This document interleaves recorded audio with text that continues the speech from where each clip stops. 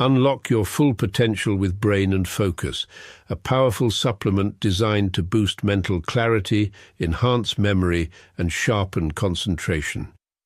Made from a blend of scientifically proven ingredients like ginkgo biloba, omega-3, and essential vitamins, Brain and Focus is crafted to fuel your mind. Our process ensures maximum potency and effectiveness, delivering the perfect balance of brain-boosting nutrients. Take just one capsule daily, as prescribed by your healthcare provider, and feel the difference. Whether it's powering through your workday or staying sharp in life's challenges, Brain and Focus keeps you at the top of your game. Stay sharp, stay focused, and stay ahead with Brain and Focus. Brain and Focus, fuel your mind, achieve more. Go get this product at blackhotfirenetwork.com at the Sports and Nutrition Store. Yes, good afternoon, family. Hope you guys are doing amazing. This wonderful evening from my end, 26 minutes past 8 p.m. right here in the 254. It's a cold evening, but I got no sweater on, but it's a cold evening. I'm having some tea, trying to warm myself up, but it's really, really a cold evening right here. Hope you're having a nice day. Hope the weather on your end is nice and fair. But of course, welcome to another episode of the Africa Today Show. Pardon? I don't know Turn what on you the say. heat. No, I don't want to. I said turn on the heat. I said it makes me fall asleep, so I prefer not having it on. That's just, yeah, it makes me comfortable. Okay. So, nah, no, when I'm having the shows. Makes you go to sleep, huh? Yeah, it makes me fall sleepy, feel sleepy, so I don't really like it on when the shows are going on. But anyway, Karibuni Sana family, hope your week has been nice and easy as well. And I hope you're also ready for today's conversation. We shall be literally everywhere talking about the things happening in Africa, of course. Outside Africa, I want to share some few videos. Of course, I didn't share the soul food this week. So that's one among the things I want to share. I have another video I want to share about a little bit of history about 3 Black communities that have been were wiped out and forgotten. And along that, I'll be sharing a video of Ruto being used to go against Ibrahim Traore. I'm not sure how true the allegations are, but I'll be sharing that particular video that is explaining and breaking everything down. And I believe this was happening today during the Moscow whole events that we saw Ibrahim Traore literally being invited. But we also have another video I'll be sharing regarding Biden administration, where it was reported that the Biden administration, or during the Biden administration, so many children got lost. But they say 95% of these children cannot be traced till to date. So it's crazy. And then look at what we were talking also about earlier today on my show, the Pan-African Bliss Show, talking about the Boko Haram and how they've been funding all these ongoing things of kidnapping children, even different genders. It doesn't have to be girls specifically, but children specifically disappearing. So karibuni sana. Hope you guys are doing great once again. Let me start with this video right here of sweet potato pie. Personally, I was sharing this earlier today, and Keith was talking about the sweet potato pie of pumpkins. I don't like pumpkins at all. Do I like sweet? No, sweet potato pie is not pumpkin. Pumpkin is pumpkin. Sweet potatoes are sweet potatoes. 2 different things. I like sweet potatoes a lot. I cook sweet potatoes personally differently. I can cook them boiled. For us in Africa, personally, I've grown up eating them with tea every morning. So it's a culture personally I also do even today in my house. I prefer, especially on Fridays, I'll buy a couple of yams, sweet potatoes, and go boil them together. And they're really, really good for breakfast on Sundays or during the weekend. Other ways you can cook actually sweet potatoes, you can mash them. So I believe this is where the baking of sweet potato pies comes from, because they're mashable.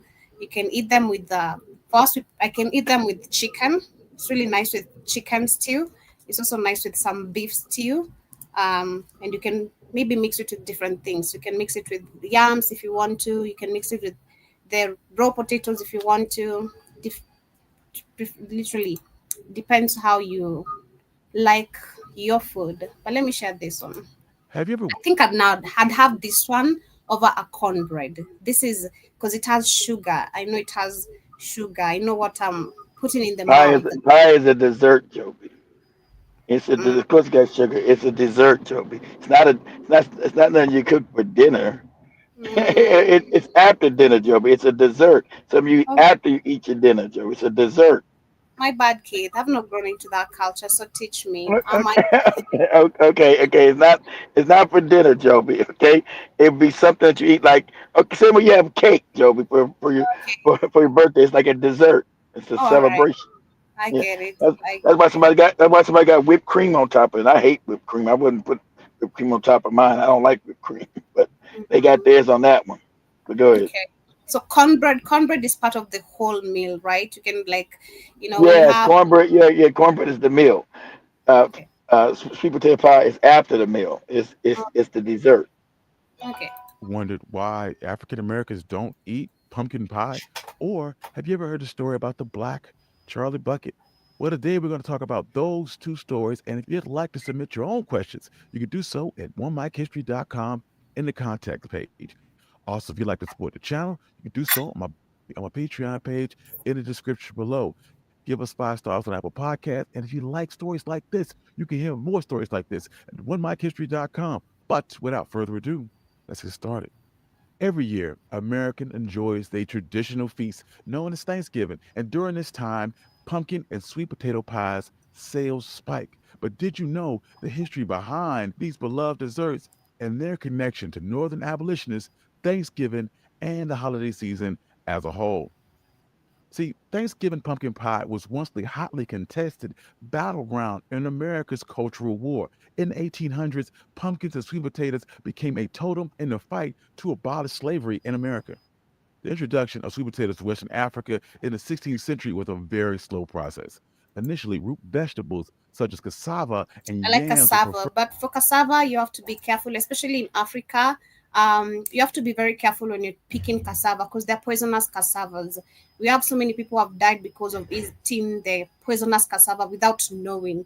Well, you find most of the people when they're especially harvesting them, they prefer eating them raw because you can eat them when they are raw. They're really nice as well. There's some which have like really some nice sweet taste, but you have to be careful and know the breed because they're poisonous ones. I like me some over sweet. yams. Actually, we have in Africa as well. I don't know if you guys have this in your stores, but we have crepes, cassava crepes. We have cassava crepes. We have yam crepes. Apart from potato crepes, we have cassava crepes. We have and yam crepes. Those are the most type of crepes actually we have here that are really quick snacks on the road. Potatoes. However, after the transatlantic slave trade, which helped spread the popularity of sweet potatoes in Europe and the Americas, it was only then that the African American community started using sweet potatoes because of their convenience. Western Africa is a yam based culture. While sweet potatoes are not the same thing as a tropical yam, enslaved people embraced them as a substitute in the absence of true yams. Before they had sweet potato pie, they had something called sweet potato pound, which is a corruption of the Native American word for baked bread. Enslaved people were eating roasted sweet potatoes cooked in the embers of fire and started spicing and mashing up sweet potatoes. As they got access to cooking technology and equipment like ovens, they started adding pie fillings, and the sweet potato pie was born. After slavery was abolished, African Americans began to migrate away from the southern United States in what was referred to as the Great Migration. During this time period, many African Americans brought along one of their favorite dishes, sweet potato pie, and it was introduced to other regions of the country. During the same time period, during the early 19th century, eating pumpkins and celebrating Thanksgiving became synonymous with identity politics. Abolitionist and pumpkin enthusiast and home economics pioneer Sarah Joseph Hale was the driving force behind the pro Thanksgiving campaign. Hale campaigned for state level Thanksgiving celebrations and was largely successful in the early 1800s, helping spur declarations for Thanksgiving in 29 states by 1850. But as the fight over slavery intensified and the Civil War loomed, people in the southern states began to reject what they saw as Northern cultural aggressions. The state of Virginia, in particular, wanted no part of Thanksgiving. In a letter to Hale, Virginia Governor Henry Wise, who was strongly pro slavery, expressed his disapproval of New England abolitionist goals by referring to the theatrical national claptrap of Thanksgiving, which he said was used to encourage ministers to preach Christianity politics. Still, in 1863, Abraham Lincoln would declare the last Thursday in November as the National Day of Thanksgiving. Lincoln hoped that this holiday would serve in some way to heal the wounds of the nation and restore it. And since then, every president has kept that tradition alive. Still, some members of the Confederacy were unhappy with the Thanksgiving celebration and perceived it as a political move. They were especially unhappy with what they saw as a New Englander attempting to dictate how they should live. So for many years after the Civil War, Southerners refused to celebrate Thanksgiving and refused to eat pumpkin pie. It was not until after Reconstruction that Southern states began to accept Thanksgiving, and it wasn't until 1941 that Thanksgiving holiday was officially recognized into federal law. So, in the absence of pumpkin pie, Southerners started cooking sweet potato pie made by formerly enslaved people. Pumpkin pie, despite its popularity, remained a Yankee food for many generations. It didn't gain widespread recognition across the South until the 20th century when television and supermarkets began to promote mass market pumpkin pie filling. Next up, we're going to talk about the story about how Charlie from Willy Wonka and the Chocolate Factory was originally a little black child. On the surface, it would seem that the story of Charlie and the Chocolate Factory was about good and bad children in the same vein of maybe Santa Claus, with the likable Charlie Bucket winning it all at the end. It's a classic rags to riches story that is as American as apple pie, but the story takes on a different tone when you realize the original Charlie was black. In an interview with BBC Radio in 2017, Lindsay Dahl said that the first Charlie that he wrote was a little black boy. And when asked why it was changed, she replied that I don't know, but it's a great pity. Rondo Dahl's biographer, Donald Sturlock, during another interview, stated that the change to a white character was driven by Dahl's agent, who thought that a black Charlie would not appeal to readers. He would state that I can't tell you that the agent thought it was a bad idea, Okay, but but yeah, that is the sweet potato pie for the lovers of sweet potato pie. At least, personally, I think I'd try that. It looks really yummy. After the food, after having my ugali, I'd like to have that. It looks really, really nice. It looks like I'd be addicted to that. I'm really not really a fan of cake, but the fact it comes from sweet potatoes, I love sweet potatoes. So yeah, I had to share this, of course, for the soul food of the week. Shout out to Jason. Karibu sana. Hope you're doing great. But on the second video I want to dive into is still about history of the three black communities that were wiped and forgotten, barely taught in school. Of course, we don't expect this to be taught in school. Of course, they don't want to teach you your history. It will empower you. That is what it's doing right now. Knowing our history is empowering us right now. But let me get into it. today we have the stories of three African American communities and how racism led to the destruction of those communities. And if you have questions that you would like to ask me, you can do so at onemichistory.com in the contacts page. Also, if you want to support the channel, you can do so on my Buy Me Coffee on my Patreon page in the description below. Don't forget to give us 5 stars on Apple Podcasts and support the YouTube channel, but primarily African American community of Seneca Village. 1825, white farmers John and Elizabeth Whitehead divided their land into 200 parcels and sold them. Andrew Williams, a 25-year-old African-American shoe shiner, purchased the first 3 lots for $125. Epiphany Davis, a store clerk, bought 12 lots for $578. Additionally, an African-American Methodist Episcopal Zion Church purchased 6 lots. This marked the beginning of Seneca Village, an African-American community that grew quickly over the next few years. By 1832, there were roughly 10 homes in the village, with the Whiteheads selling off half of their parcels to other African-Americans. During the Great Famine in Ireland in the mid-1800s, Seneca Village's population grew by 30%, largely comprised of Irish immigrants. Despite the social and racial conflict elsewhere in the city between the two groups, Irish and African Americans lived in Seneca Village in close proximity to one another. For African Americans in Seneca Village, it was a place of refuge from the discrimination and overcrowded conditions in New York City. Compared to other African Americans living in the city, the residents of Seneca Village were more stable and prosperous. By 1855, about half of the village inhabitants owned their own homes, giving them a level of security and rights not shared by most African Americans within the city. One of the rights was the right to vote, which was granted them upon meeting New York State by 1821 requirements of owning at least $250 worth of property and holding residency there for at least 3 years. Of the 100 Black voters in New York City that were eligible to vote in 1845, 10 of them were residents in Seneca Village. During that same time in the early 1800s, New York City's population saw a rapid expansion. As the city's noise and chaos grew, its citizens increasingly sought ways to escape the city's chaos. At the time, most of the city's green spaces were cemeteries, which were seeing large crowds of people who wanted to spend their spare time closer to nature by walking, picnicking, and other outdoor activities. Additionally, affluent New Yorkers advocated for the establishment of a grand park within the city. During the 1850s, the city of New York started a plan for a large public park as a response to the unhealthy environment of the city and as a source for recreational activities. As a result, the New York State Legislature passed a law in 1853 reserving 750 acres of land from 59th Street to 106th Street and from 5th Avenue all the way to 8th Avenue, making it the first major landscaped public park in the United States. As construction of Central Park grew near to Seneca Village, the newspapers and politicians began to characterize Seneca Village as a shanty town and called the inhabitants then citizens, squatters, vagabonds, and scoundrels. The citizens of Seneca Village worked to protect their homes and the community, yet in 1857, the city used their power of eminent domain to evict them. That's Central Park, New York today. They stole African people land again. Receiving financial compensation. Yeah, no compensation. Stole their land, their homes, kicked them out of there. Police officers to leave.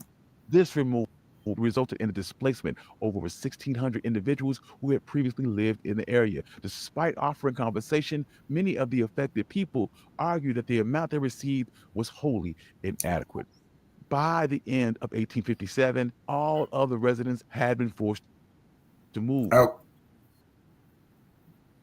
And today, research is being done into what suggests that they may have gone to other African American communities, such as the Sandy Ground in Staten Island or Skunk Hollow in New Jersey.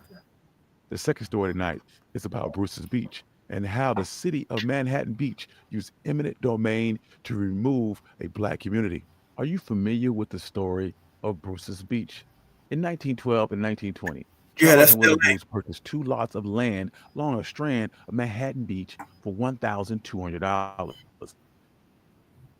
Like many African Americans, the Bruce's family had moved west during the Great Migration to seek better opportunities to participate in the promise of California and the American dream. Shortly after purchasing the land, the Bruce's turned location into a seaside resort called Bruce's Lodge that welcomed Black beachgoers from all over Los Angeles, and beautiful, the area became known. These niggas can't have nothing nice. What are these Negroes doing with this? This is outrageous. We're gonna take it from these dirty Negroes. We're not supposed to have anything. Was a predominantly white community, and as the Los Angeles population increased, the property values soared going into the 1920s. Many white residents of the surrounding community reacted with hostility and racism. Richest person in LA back then was a Black. The resort gained popularity amongst Black beachgoers, and other families purchased land and lots near Bruce's Beach. Some built vacation homes and established the beginning of a modest, diverse community on Manhattan Beach. However, in 1924, prompted by a petition from local white residents, Manhattan Beach City Council voted to condemn Bruce's Beach's site and use eminent domain to acquire the surrounding properties, including some of the Black-owned businesses, to build a park. Eminent domain is the government or an agent's right to private property for public use with payment or compensation. The couple was sued for $120,000, which included $35,000 for each lot and $50,000 in damages. In 1929, they settled for $14,500. It's well documented that the reason behind the eminent domain process was racially motivated with the intent to bring an end to successful business and thwart any other African Americans from settling or developing always in Manhattan sabotage. Beach. City ordinance was Always passed to prohibit sabotage. resort-type businesses in the area and effectively prohibited Bruce and other Black families from purchasing additional beachfront properties in the area. Also passed prohibit dressing and undressing in vehicles on the street, public places or in tents, and parking restrictions were implemented to harass and prohibit African American visitation to Bruce's Beach's shoreline area. Afterwards, the Bruce family was left destitute by the land seizure and was forced to move out of Manhattan Beach area in 1927. They then moved to East LA, where they spent the rest of their lives working as cooks and local diners. The city immediately demolished Bruce's Beach resort, and the land was even broken poor have to go back and be cooks and maids for white people, because you're not supposed to have any wealth. This is globally. This is how wicked these people are. They must have everything you covered, and that's when they goofy bug me. They should not covered. Well, they covered everything you had, and destroy and manipulate and try to sabotage everything you acquired. That's what they do. But African people should never allow this in Africa. That's your land. You're in Africa. You're the majority. Allow Africa is absolutely insane that you do that there. We're the minority here. They control everything, the laws, everything. Go ahead, Joey. The time is coming to an end. Empty With that, for decades. The city of Manhattan Beach didn't build a park until 1956, almost 30 years later. Over the years, the park was called by many different names. It wasn't until Manhattan Beach, first Black councilman and mayor Mitch Ward, along with other local citizens, led to renaming effort of Bruce's Beach in 2007. Through a series of land transfers through the city of Manhattan Beach to the state of California, to the county of Los Angeles, LA County acquired the land in 1995. But in 2001, the county began the process of returning ownership to the descendants of the Bruces. On April 20th, 2021, LA Council supervisors unanimously voted to approve the returning of county land to the family's descendants. However, due to the series of land transfers, a restriction required Los Angeles County to use Bruce's Beach for public recreation and prevented the county from transferring or selling the property without state legislation. On June 2nd, 2021, California Senate approved it. So the city's pretending that they're giving it back, but the city has to go through the state. And the state is saying, no way, we're not giving no land back to these Negroes, not by the beach, not this prime real estate. We're not doing that. You insane? That's no. We don't care what LA is saying. As California government was saying no to the city. The answer is no. Go ahead, Joe. The bill allowing for the return of the property to Bruce's descendants. I want to see Black people living good. This is crazy, man. January 2023, the family of the Bruces informed the county of LA of their decision to sell Bruce's Beach back to LA County for $20 million. And the final story tonight is about the Mill Creek Valley and how the city of St. Louis used urban renewal to remove 20,000 African Americans from their community and to build the Gateway Arch. Have you ever heard the story of the Gateway Arch and the Black community? Arch in St. Louis. Yeah, they got rid of Black arches over there in St. Louis, which is in middle America, 1,000 miles from me, 1,000 miles from California, in the middle of the country. You know, that's the arc, called the arc to the west. They got rid of the Black people. Sure, yes, that's so we can build this goopy thing here. This goopy monument. The Gateway Arch is the nation's tallest national monument. It stands at 630 feet and is crafted from 800 tons of stainless steel. The arch is a feat of precision engineering with two legs that join in the middle with the accuracy of 1/60th of an inch. And you would expect with a project like this, there will be some racism involved. 1910, African Americans moved from southern states and began the Great Migration to the neighborhood that would become the Mill Creek Valley. By the 1920s, the area had become a hub for an African American community and the working middle class. It became one of the largest African American communities in the nation in the first half of the 20th century, spanning 400 acres and homes to hundreds of businesses, organizations, 5,500 residents. That's why it was a race riot. Years later, it was a race riot that it burned half the Black part of the city down to the ground. 50s. But the legacy of redlining and segregation had devastating effects on the neighborhood. Many of the buildings lacked water and electricity, and by the middle of the 20th century, it had become one of the least desirable places to live within the city. No water left. 1934, local business leaders promoted the idea of a memorial to Thomas Jefferson and his expansionary vision of the Louisiana Purchase. But their real aim was to get rid of the city's waterfront blighted property and bring in federal construction dollars. Following a controversial bond measure that passed that allowed for the demolition of 40 blocks of Riverside property that included 400 businesses, the Post-Dispatch announced that the project was the railroad, election thievery. the highways, everything, always through black neighborhoods. All the roads we got out here in America, they all went through black neighborhoods. When they start building the highway system, they start going, hey, get rid of these niggas. Get rid of them. We're going to build through their neighborhoods. Destroy them. So they always come and destroy your business. This is always part. Never nobody white, no other people. Always through black communities. They would destroy them and build whatever they want to build on it. Leave us broke, busted, and messed up. They say, why? What's wrong with you dirty niggas? Why can't you make it? Why are you so bummy and messed up? Why are you the poorest people? As if they haven't been orchestrating this poverty from the get-go. Now you do not orchestrated poverty because these people are savages. Go ahead, Joe. And the Interior Secretary, Harold Ickes, objected to it, stating that it was speculative real estate. However, World War II would disrupt public works projects, and money wouldn't begin flowing until Harry Truman was elected president. Still, the area was left in disarray for more than a decade until the interstate system of highways was approved by Dwight Eisenhower. This included a stretch that passed along a site and renewed appeal for a project of an outsized attraction for many Americans to see as they passed by. So these exactly remember after World War II, we start building this interstate highway system. You know that I drive on now all over the country. We needed highways and stuff. Only because we seen them over in Germany when we was bombing the hell out of Germany. They say, wow, this Hitler built some good highways.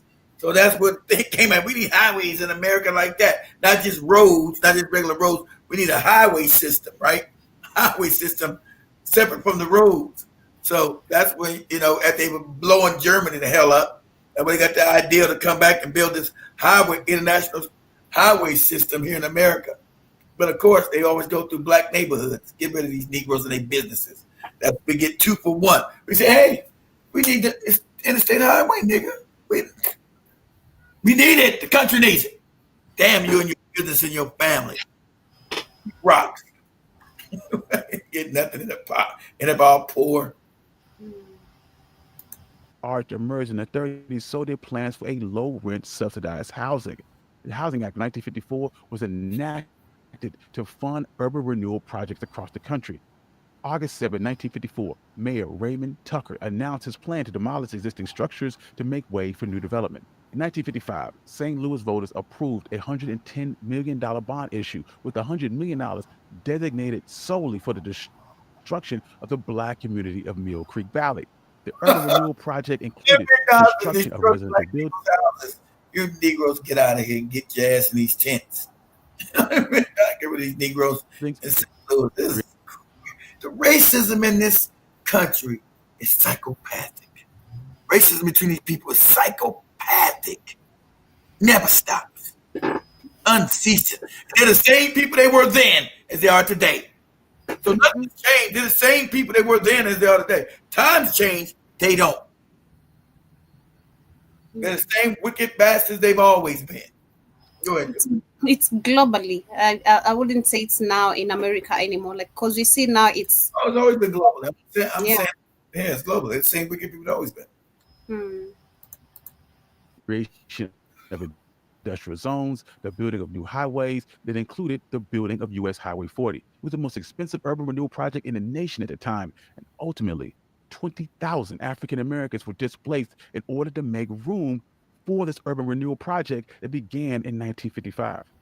Then the highway system continued to cause damage to the African American population of St. Louis because they were cut off from the development that was taking place around the Gateway Arch, and racial tensions were already heightened because construction unions had barred African Americans from working on the site. During the 60s, subsidized housing was developed in the Mill Creek Valley with some success. But by the late 70s, the area had not lived up to developers' expectations. As of now, much of the Mill Creek Valley neighborhood consists of vacant lots. This has been OneMikeHistory.com. Let me say something. Pause that. Last time I was in St. Louis, now he's going back to New York. Last time I was in St. Louis, it was like 5 years ago. Yeah, it's got to be 5 years ago. Yeah, 2020. It's got to be 20. Man, you talking about run. Because remember, everything's hot. Remember, St. Louis was a big manufacturing area. Remember, they moved all these cities who lived in China. I went through St. Louis. I was like, Jesus Christ, this motherfucker's raggedy. You talking about, it's a major city in America. I was like, this place is horrible. I know it's mostly still black. The houses are all, I'm like, driving through St. Louis, I'm like, because the suburbs where white people live were nice as hell. Don't get me wrong. Out in the suburbs where the white people live, it's all nice and big buildings. You go into the city, and it's garbage. Roads all run down and busted up. Like, wow. Because I ain't been to St. Louis at that time in some years. And it was always dicey then. But when I seen it 5 years ago, I was like, wow, this is crazy. It's a major American city. We got it. That's why I was telling you what I'm going on. I said, we got to be going broke. No way. This is a major city. This is St. Louis. This used to be one of the biggest cities in the country. This city is garbage. I'm driving through this, and I'm like, what? The major city in it is all raggedy. Houses all raggedy. This raggedy. I come across that big old arch again, like arch. I said, because back then when they made it, St. Louis was a sparkling city, looked all nice. Now you got a big old nice arch with a raggedy city around. Just never done it. That's how most American cities, especially like in the Midwest, like, I'm like, I ain't gonna lie, I see why the Rams left and went back to L.A., Jason. Remember the Rams that left L.A. and went to St. Louis to play there. And then they left and went back to L.A. And I was like, I see why they went back to L.A. See why they left St. Louis. Ain't no money. See why the Rams went back to L.A. That's a sports team, Joe. They had threatened Los Angeles some years ago. And if you don't give us no money, L.A. don't build us a new stadium, we're going to leave. There's too much stuff to do in L.A. You can't force L.A. people to build stadium, Joe. L.A.'s Hollywood. There's too much stuff there. We don't care if you got a sports team or not. So bye-bye. So they left it with St. Louis for like 25 years, right? And then they threatened St. Louis, right, which is all poor now, poor city. Like, if you don't build us a new stadium, we're gonna leave. They ain't got no money. Well, go shit, do what you gotta do. So they went back to LA. We out of here. So going through there, it just was mind blowing how bad St. Louis was. I said, and this is America. This is some raggedy shit. This is crazy. Whole city raggedy. Whole city raggedy. Right? All the blacks live in the city. Go to the suburbs, of course, all the white people to the left. Get out of here. Get out of here. Niggas live with this poverty. These Negroes live with this poverty. But pause that, Joe. Let me say, I want to play something, Joby. Let me share my screen and tribute me being a Californian and Jason being a Californian, and also the sweet potato pie. It's going to give us a strike, but that's right. I'll take it out after we're done anyway. So share my screen, right? We're going to give an ode to sweet potato pie, California style, right? We're going to do it California style, guys. So here we go. It's the ode to my youth and me being from Cali. Okay, here we go. It's the ode to my youth, guys, right here. Okay? Sweet potato pie. That's what we call the women. Oh, yeah. Sweet potato pie. Fine ass black women. Sweet potato. It's like this. that sweet potato pie. I'm so fly. Let me get a piece of that sweet potato pie. Picking up a buddy on the way, my homie. Ever get on that house, it's your crazy alcoholics.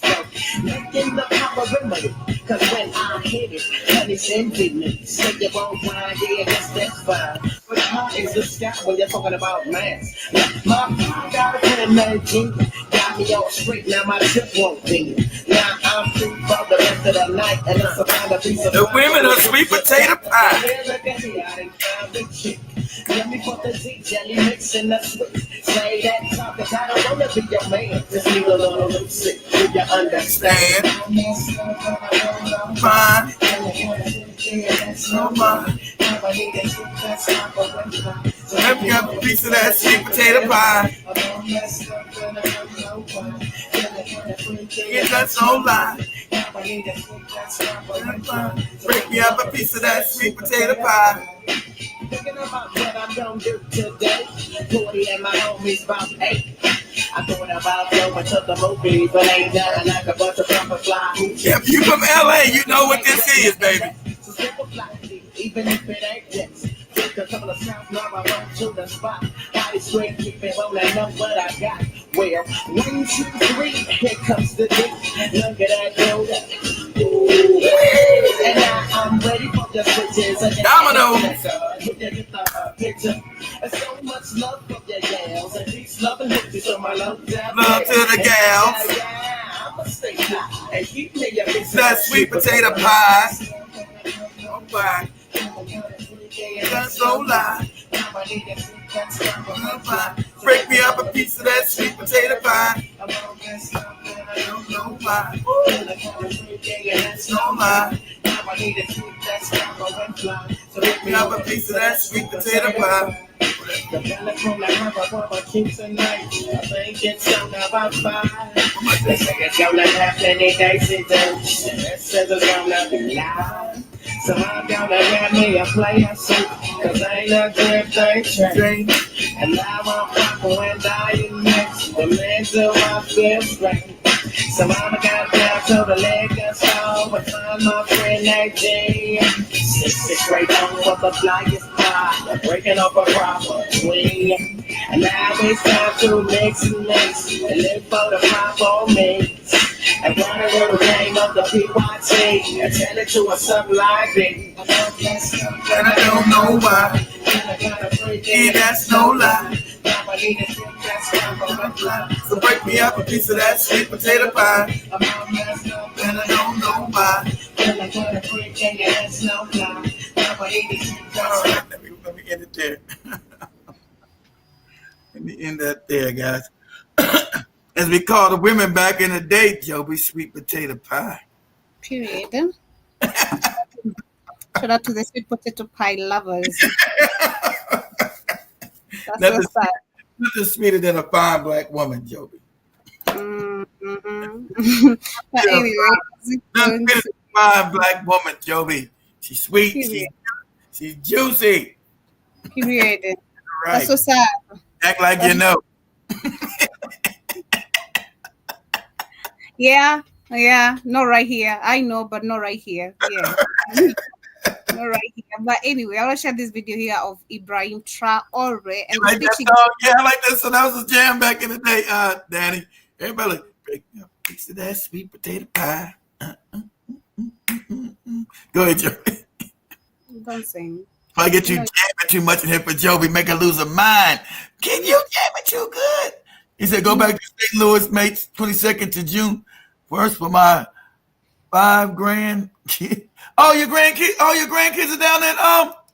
Are your grandkids in okay, that's right. You driving through because you're going down. All right, yeah, come from Minnesota. You're gonna be driving down through there. Okay, Rick, I get it. Jackson, Florida, road through America's bad. Yeah. Oh, that's right.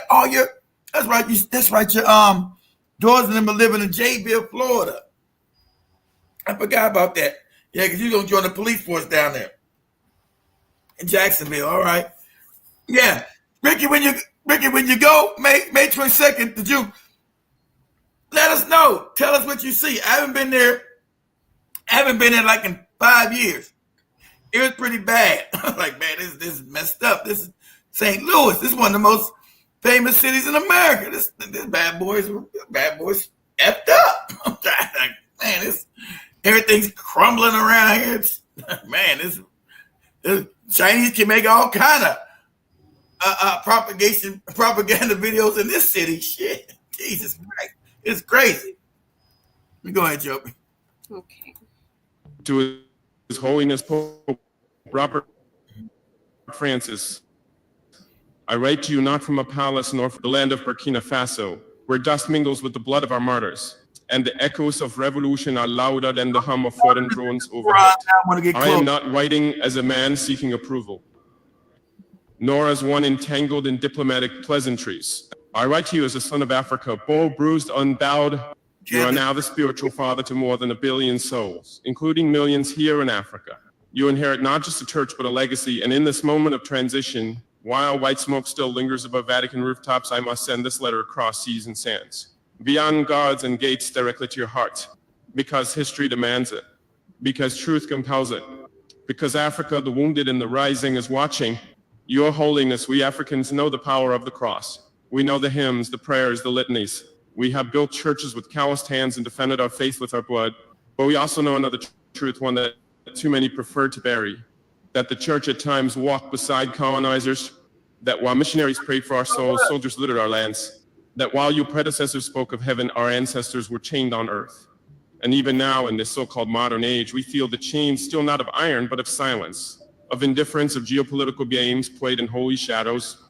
So I ask in the name of the mothers who pray on dirt floors and the children who learn catechism with empty stomachs, will your papacy be different? Will you be the Pope who sees Africa not as a periphery, but as the prophetic center? Will you be the Pope who does not only visit slums for photo opportunities, but who dares to speak with rage against the forces that make those slums permanent? Exactly. The church has done nothing but rob and steal and kill. What has the church done that's any good for African people? Why are there still cabarets and slums everywhere for this church that's as rich as hell? And the church, the Catholic Church owns more land in Africa than anybody. How's that? They would never give it to them. Nobody gave them land. How's that possible? They don't want to say all black people should be enslaved. You see, Joby, we got to show the video when before that last goopy Pope died. The black cardinal came to kiss his hand. He went. What? You ain't seen that video, Joby? When all the cardinals were kissing the Pope's hand before he died, right? The last one, right? Mm-hmm. And the black guy came to kiss his hand. He went. The black guy to touch it. He went. Damn. That's crazy. I'll show it. It's funny. Your Holiness, I am a man shaped by war, not wealth. I was not groomed for politics by Western institutions. I was not taught diplomacy in Paris. I learned leadership in trenches among the people where pain is teacher and hope is resistance. I lead a nation that was tossed aside by the world until we refused to be silent. We were told we were too poor to be independent, too weak to be sovereign, too unstable to resist. But I tell you this with the thunder of ancestors in my voice. We are done asking for permission to exist. We are done pleading for validation from powers who exploit our minerals while preaching morality. And we are done, absolutely done, watching global spiritual leaders turn their eyes from Africa's cries because the politics are inconvenient. Your Holiness, I speak now not only for Burkina Faso, but for a continent too long patronized. Africa is not a continent of pity, we are a continent of prophets. Prophets who were jailed, exiled, and murdered for daring to challenge the empire. And you, now that you wear the ring of St. Peter Mazisite, will you walk in the path of the prophets? Or will you too be a prisoner of politics? We need no more platitudes. We do not need more thoughts and prayers while Western firms extract uranium from Niger and gold from Congo under armed guard. We do not need diplomatic neutrality while African youth drown in the Mediterranean fleeing wars they did not start, wage with weapons they did not make. We do not need saccharine statements while African sovereignty is auctioned off behind closed doors in Brussels, Washington, and Geneva. What we need is a pope who will name the modern-day Herods, who will thunder against economic empires just as boldly as the church once thundered against communism, who will say without apology that it is a sin for nations to profit from the destruction of Africa.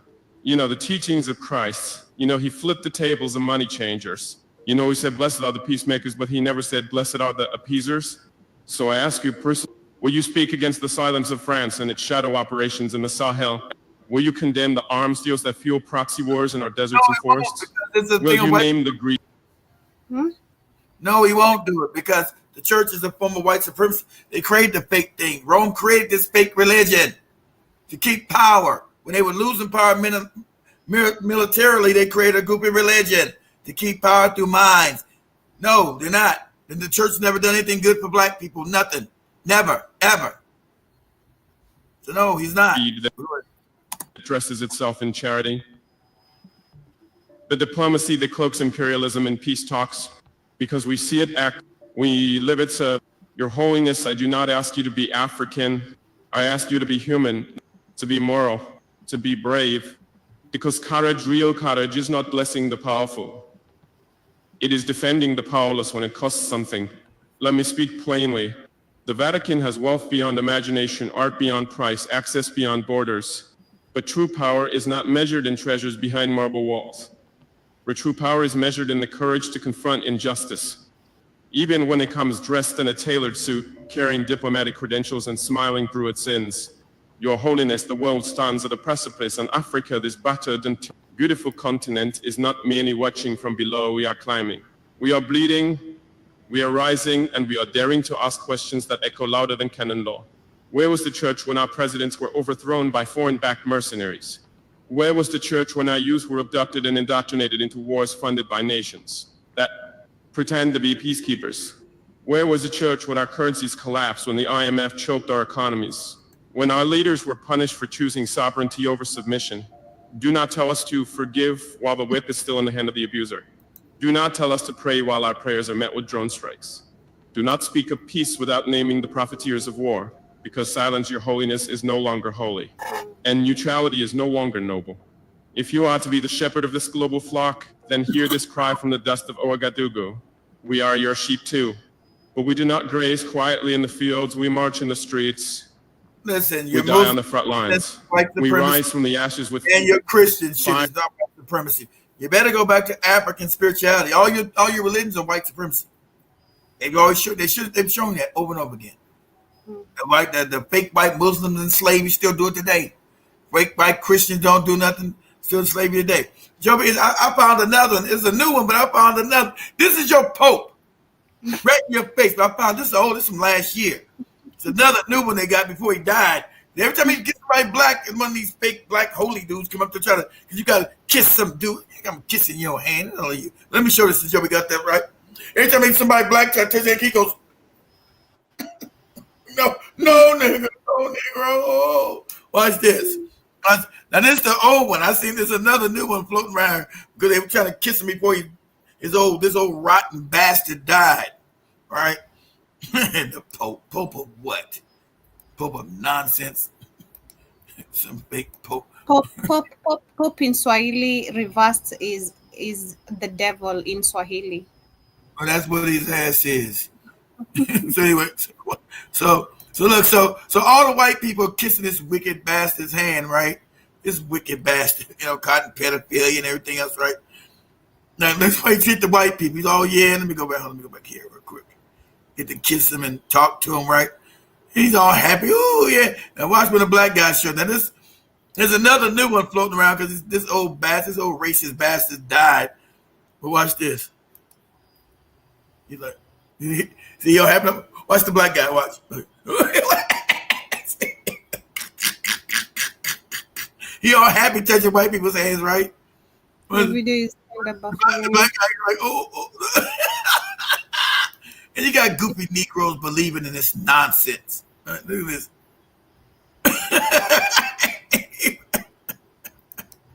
We do it one more time. This is hilarious.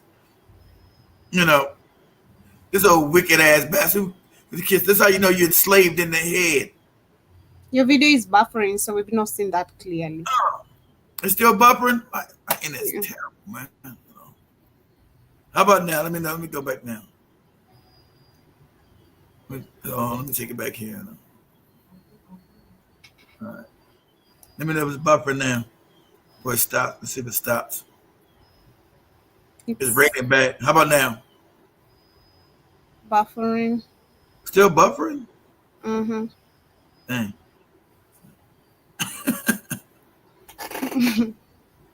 It's not buffering on my end. I don't know why it's buffering on your end. I think my internet is also bad today. So Another black man. Oh, no, let me stop though. Anyway, let me get out of this. it's crazy. It's crazy. But they still wanna showcase themselves to these people and still wanna kiss us, you know. That's who they are. Like we have Ruto right here. I wanna share this as we continue. Ruto was, I don't know how true the allegations are, but there's this video circulating, but they're saying Ruto was sent, you know, to send a message to Ibrahim Traore. It's not clear what the message is, but Because remember that's European culture. That was with the church. That was Italian, Roman culture. Before it was what you call Italy back then, when it was Rome. Rome used to do that. Remember, they're all homosexuals. That's their culture. So they became everything kiss on both cheeks. Also in France, because they all but homosexual. So that's their culture. So when they give it to the goofy African, I don't like to be African. The Africans take everybody's culture. Don't know what the hell things even about. So they kiss hands, kiss on the cheek, smack you in the mouth, get you right. Kiss on the cheek. What are you talking about? No man kiss. No man kissing me on the cheek. That is so gay. No cap. Why are you kissing a man's hand? Why? Yeah, exactly. Why can't you question you yourself as a man? Why you keep feeling comfortable with that? Exactly. But that's the culture. That's the culture they gave these goofy Negroes, Joe. Crazy. They went along with it. I don't want to kiss no man's hand. Where will Africa go I know, from yeah. here? Then especially them, they be putting their fingers all in their buttholes, don't wash their hands right. That's right. That's right. Y'all full of poop. A continent full of potential, yet still shackled by the past, held back by old relationships. Will today, in this pivotal summit, a new voice emerge to change everything? The sun slowly rose from the east, casting a golden light across the Pan-African Leadership Summit in Nairobi. Inside the Grand Hall, the atmosphere was charged with tension. Dignitaries, journalists, and political elites gathered beneath the soaring arches, their conversations hushed but urgent. This event, they knew, would be more than just another. The Pan-African Conference in Nairobi recently. What are they talking about? So I don't know. You know, things have been happening. Of course, some things happen secretly. Oh, but you would know the dignitaries that came in the Kenya, Joe. But you would know that you couldn't keep that secret. This is a made-up nonsense. Go ahead. It's Ruto. Let's listen. Other conference. It would be a turning point for the future of Africa. At the heart of the summit stood William Ruto, a seasoned politician whose influence spanned decades. His name carried weight across Africa, but it also carried controversy. Known for his sharp rhetoric. Africa, what are you talking about? See, this is all a lie. Go ahead. This is like AI, just over dramatic. Go ahead. Shadowy deals. Ruto had long been a figure of authority, but one whose decisions had polarized the African public. As he adjusted his expensive suit and reviewed his pre-written remarks, he knew that today would not be a simple speech. Rumors swirled that he had a different agenda. Instead of uplifting Africa, some believed he would use this stage to issue a veiled threat to those who dared challenge the established order. In the corners of the room, whispers echoed. Some claimed that Captain Ibrahim Traore of Burkina Faso had been warned not to speak. Others speculated that legal advisors were preparing a formal complaint. Yeah, what are you talking about? This is all made up. Go ahead, Joe. All made up nonsense. See, this is all made up AI. This is these guys doing shit for clicks and views. This is fake. Even Traore has never even set foot in Kenya, not yet. And if he does, he'll be arrested because the Europeans want him. So if he goes to Kenya, he knows he'll be arrested by these puppets. He hasn't been in no Kenya. What are you talking about? It's Ibrahim Traore sit back in the room in Nairobi. What are you talking about? Go ahead. This is all crazy nonsense. Against him, accusing him of destabilizing international harmony with his radical economic ideas that excluded Western partnerships.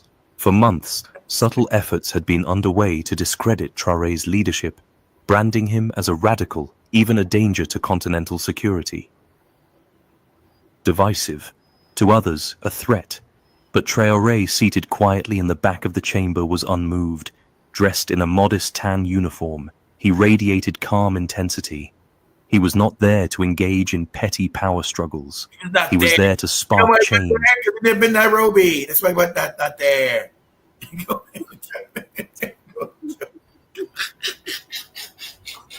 I won't say it anymore. I don't like it when you do that. So let me just share the last week. I knew he was gonna stop it. I knew he was gonna stop. Yeah, because it's all made up nonsense. You Traoré's never been in no damn Nairobi, not once in his fucking life, and he knows he can't go now because Kenya is signatory to the West. They're supposed to lock him up for being forging a coup. That's why he never went go to Nigeria, because they tried to arrest him and lock him up. Like the dignitaries, and they tried to lock. That's why, where's Ibram at? He didn't come. He sent us. Get the dignitaries. They tried to lock him up because they all work for the West. Well, for years on this show, we've documented how the Biden administration became the largest trafficker of children in the world. They carried out the intentional trafficking of hundreds of thousands of illegal child immigrants into the United States under the leadership of Alejandro Mayorkas at DHS. They did this through NGOs, which, of course, we've documented here on the show. Many of us have been asking the very important question. All these NGOs that are bringing these children in, and Andrew Mayorkas is a cat with the hat. All of them were cat agencies because we know what they do with the children. Go ahead, Joby. Where are these children? Journalist Brianna Morello has been asking this question directly to the DHS. You brought these kids in. Where the hell are they? Yes, we know we have a new administration in place, but the swamp rats are still in place. Brianna got an answer in this bombshell report.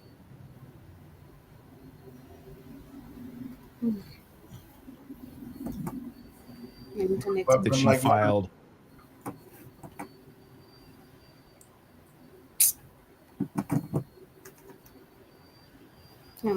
Yesterday, and Brianna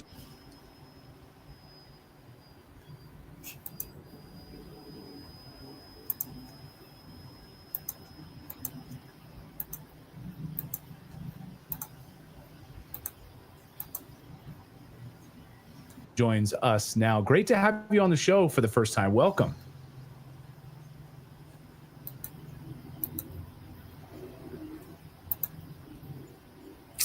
Sorry, guys. My internet is really slow today. Nothing you can do about it.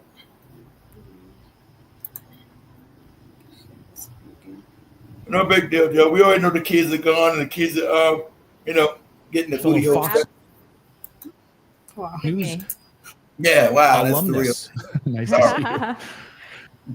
Everybody see the booty holes getting touched.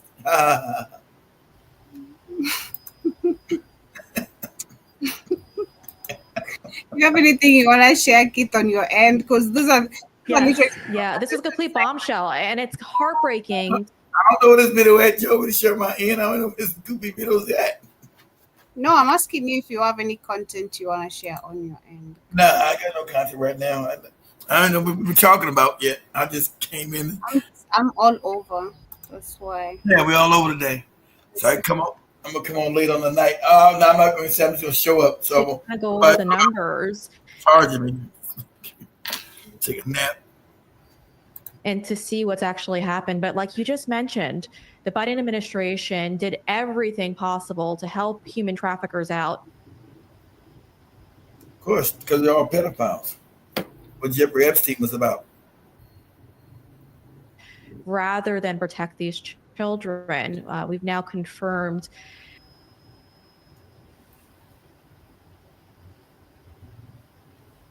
unfortunately that HSI, which is out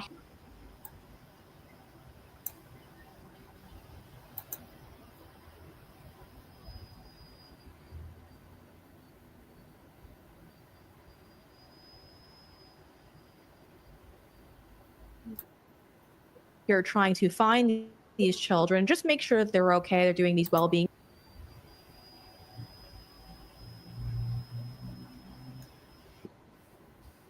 checks. Well, they've tried to reach out to 100,000 of these children, and sadly, 95%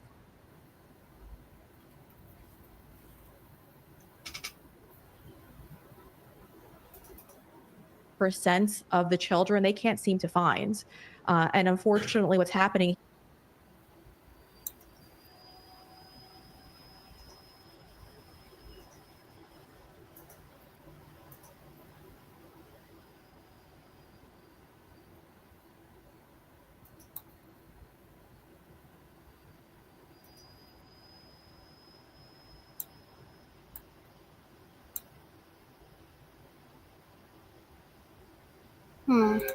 Yeah, my internet is really buffering, so I don't think I'm gonna share any more of that video because I won't be able to finish up this way. Like this is here is they were given fraudulent addresses, names, and they were poorly vetted, their sponsors prior. Now, this isn't any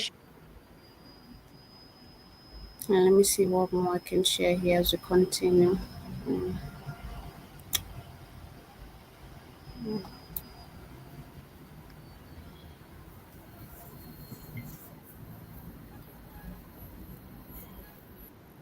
shade to the Trump administration. They're trying. This is more about the Biden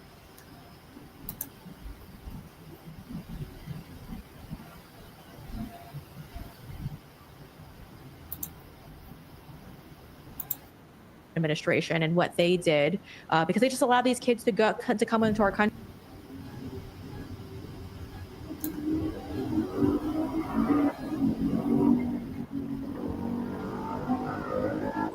They had no idea who they're handing them off to.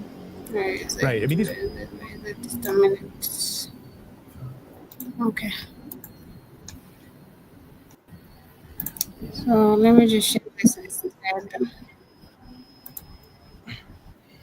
Big deal. Yeah. We're talking about the missing children. That's all. What else? What else was in discussion?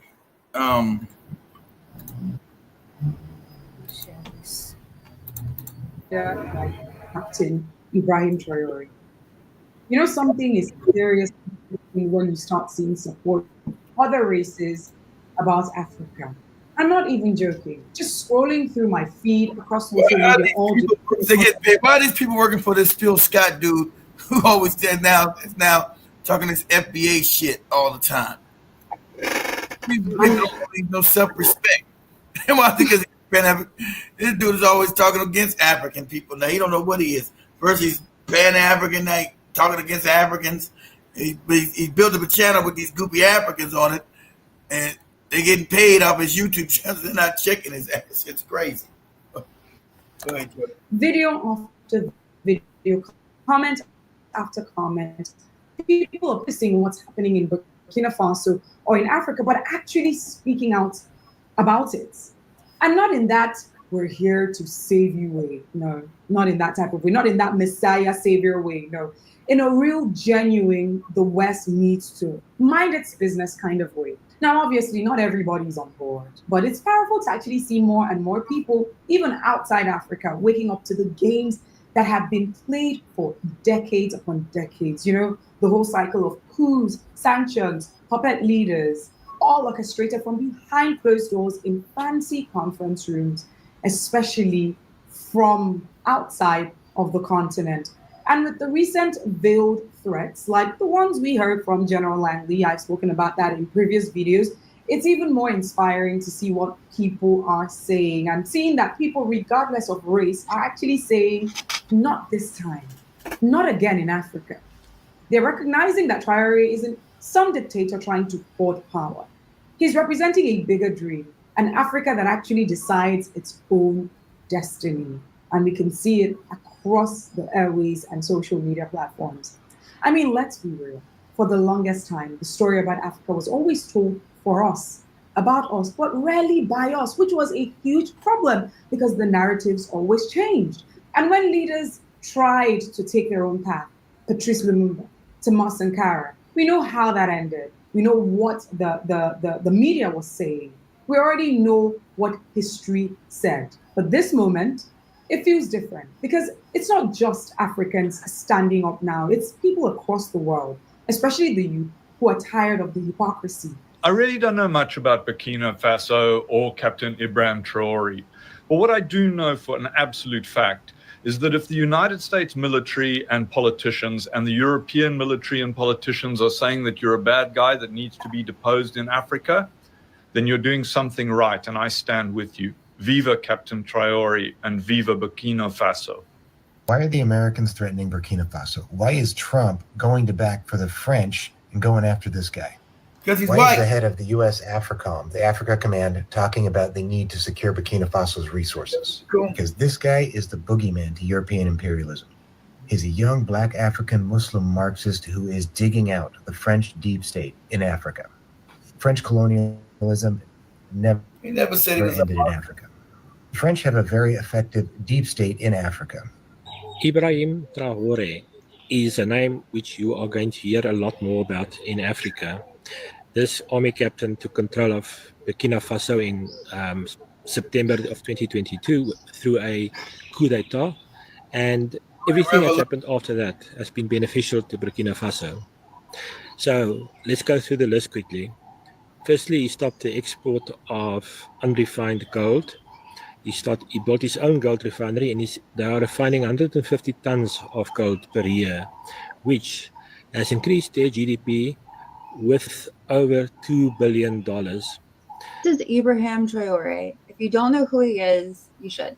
Ibrahim has been the president of Burkina Faso since 2022. Right now, Burkina Faso has been in the news a lot because there was just recently a coup attempted upon him. This is like the 19th coup that they've had against him. He is a shining example of what African countries could look like if European colonizers could keep their colonizing asses out of their countries. And yes, I do realize that I am a European descendant person talking about this, but I am specifically here to educate other white people so that way you guys know what's being done to disenfranchise places like Burkina Faso. According to many reports that I've heard, there have been over a dozen assassination attempts or failed assassination attempts on this guy's life. And it's no wonder. I know a lot of you will be commenting below. I'm getting Colonel Gaddafi vibes here. So you would think that this guy would be scared, right, of, the Western powers doing what the Western powers do. But he has something to say to them. They're tired of the double standards that we've seen from generation to generation. Tired of powerful nations pretending to champion democracy while undermining it whenever it suits them. And honestly, seeing those videos... Yeah, but white people have not always been standing with us, so let's not get also fooled. That's what I said. That's the video I was to share earlier today on my show, where we've seen white people also coming in with the support of talking about what Ibrahim Traore is doing. And that's why I was questioning, why have they not been talking about countries like Congo, Everyone is silent about Congo. Because they're not to be trusted, Joe. But that's all. It's all cat. They still killing and mutilating people in Congo, selling resources. Don't ever trust them. Who cares what they say? It's always for something nefarious. I don't care what they talk about, what they say. Is that we're standing up now. Go away. Don't stand up with us. Stand over in the corner. Go over there like the other video said, like Ibrahim Traore was in the corner in Nairobi. Go stand over there with that. Go over there. Stand in that corner. Anyway, on the last video I'll share, I think there's not much going on, so yeah. I didn't have much to share today. We can't hear you. You muted? No. You got no sound. Can you guys hear Joby? I can't hear her. Can you hear me now? Let me know if you guys can hear Joby. What happened? Can you hear me now? You can hear her? Okay, maybe it's me. They said they can hear her. Okay. It may be me, Joby. Let me go out and come back in. It may be me. Okay. I can't hear nothing. No problem. Go and let me go out and come back in. My computer went completely dead then. The last video I'll share of the day is this video Amazon. Keith wanted us to share, wanted me to share on Wednesday, but I couldn't finish it. Today we had no so much content aligned. There's not so much going on apart from just Ibrahim Traore. And you guys can also pull up conversations, by the way. If you want us to discuss anything, like Keith said, put it on the chat or let us know early enough before the shows come on so we can do enough research when it comes to it. But anyway, today being on a Friday, I'll take it easy on myself as well. So let me share this video as we continue. Mass layoffs. None of this is accidental. Where we left it, let me see. I think I'm sharing because this one is buffering a lot. So share this one. Where is it? Amazon never meant that. You know how they said that they were going to list the cost of the tariffs on their price tags, you know, how much more expensive their products were going to be because of the tariffs. They said that they were going to list the markup on the price tags. That's what they said they were going to do. So, of course, immediately the Trump administration responded and accused Amazon of collaborating with China, working with China and so on, being like an enemy, you know. So immediately they took back what they said. They said they're not going to do it. But obviously this was just a PR stunt from the beginning so that they can inflate the prices as much as they want and everybody will just chalk it up to the tariffs. Most likely Amazon is going to probably get the tariffs paid anyway by subsidies or tax cuts, quantitative easing or what have you. So they'll just increase the prices and have you think that it's all because of the tariffs and not because of greed. Even though your taxes are probably going to go to pay the tariffs on their behalf anyway. Like, you know, if Amazon wanted to be transparent, why not include how much the price is or how much of the price is a markup for executive salaries? Mark that down, put that down. What's the markup on all goods anyway? You know, how much does it cost Amazon to buy what they're selling you as opposed to how much it costs you to buy it from Amazon? But they won't do that, obviously. They'll never do that.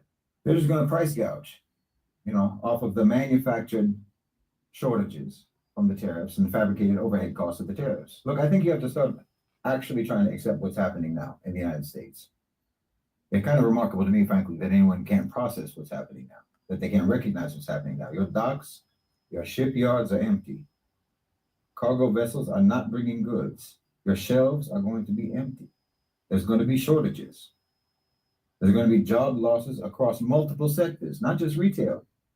Shipping, trucking, dock workers, construction, the energy sector, hospitals, schools, on and on.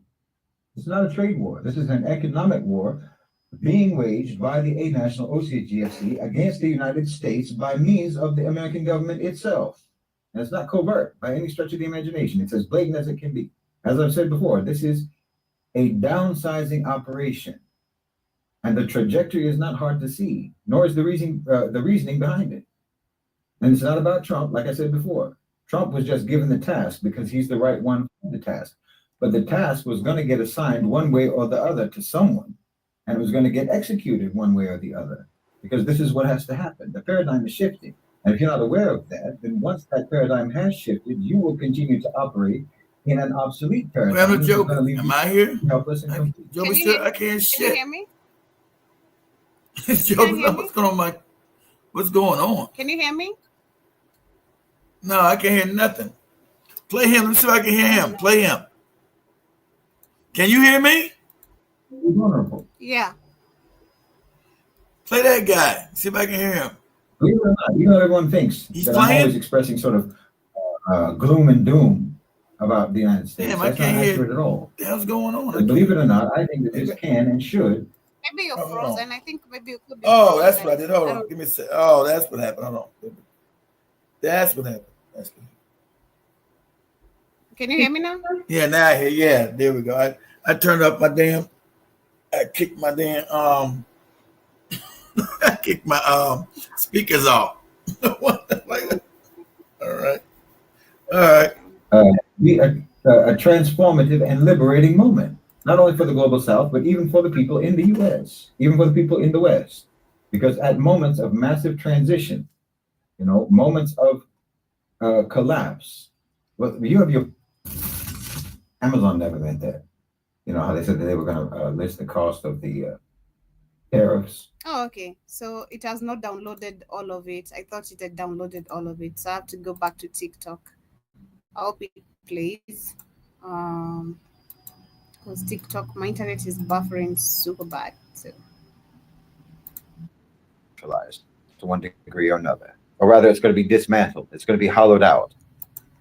And what's going to make that deterioration and that hollowing out process, what's going to turn that into decentralization rather than just collapse, is going to be the emergence of alternative power structures, informal power structures, or private sector power structures, which is going to happen anyway. So basically, you're either going to have only corporate-led alternatives to state power, or you will have corporate-led alternatives to state power. And in addition to that, you will have people-led alternatives to state power. So you see what I mean about how this is an opportunity for truly transformative change. Now is your chance to actively participate in trying to create rules for how society is supposed to operate. I think that the United States is going to be undergoing a controlled collapse over at least the next decade or so. We're entering a decade of manufactured disorder. Tariffs, inflation, supply chain breakdowns, mass layoffs. None of this is accidental. It's the strategic culling of the middle class. It's the decoupling of state economies, and it's the delegitimization of government itself, except as enforcers. But even so-called law enforcement is going to be more and more privatized, most likely, militarized and privatized. The goal here is not to fix the system. The goal is to discredit the idea of national governance entirely and to make way for something else. That's the whole point, making way for something else. A corporate system that operates like a stateless regime, autonomous, automated, and above the law. Already you see it. You know, governments can't regulate big tech. They can't control currency flows and on and on and on. They can't even feed their own people without corporate intermediaries. So you're going to see corporations offering their own education, their own security, their own housing, you know, and even their own governance. Because the states are going to be bankrupt, financially and morally. I mean, think smart cities, 15-minute cities, and so on. You know, those gated communities. See, once private sector power has surpassed state power, then the OCGFC don't even need to rule over states anymore. They just need them out of the way. They need them to fail. They need it so that then they can fill the vacuum. You know, after about a decade or so of erosion, national institutions are going to collapse under the weight of debt, under the weight of division and dysfunction, and corporate cartels will step in, not openly. You know, not with armies. It'll be with apps, with contracts, with APIs. You know, we're talking about de facto power, not formal official power. Official power will still be duplicitously attributed to feckless government bodies, and you'll get to distract yourselves as a population with the charade of political activism, fighting over who's going to be in charge of these empty institutions. You know, you're going to go to a school that's funded by a conglomerate. You'll be treated in a hospital that's run by a hedge fund, and you'll pay for it for the rest of your life. You know, if you get sick, if you have an injury, if you need any sort of medical treatment at all, you're entering into debt slavery. These companies are going to be the de facto governments without any voting, without any representation, without any accountability. No accountability, just terms of service.